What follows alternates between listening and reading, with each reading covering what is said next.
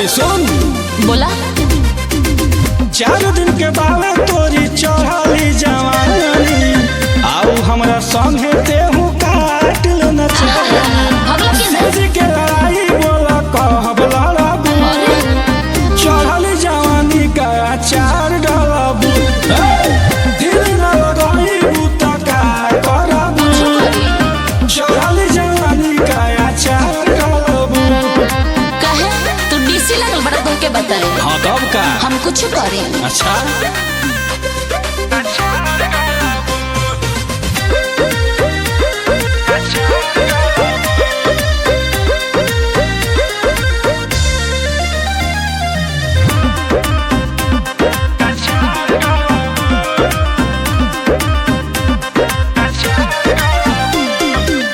चढ़ली जवानी अपन सही पे लौटाए ललचन बाबू हम तो है नाची खाए। अरे चिखैबू ना तो जैबू कहाँ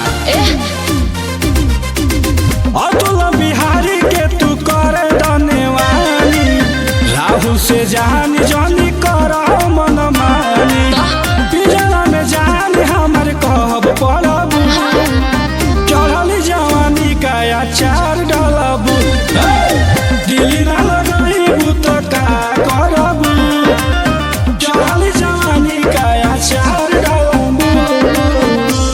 अरे मिस्टर तोहर दाल ना गली है बुझला जा।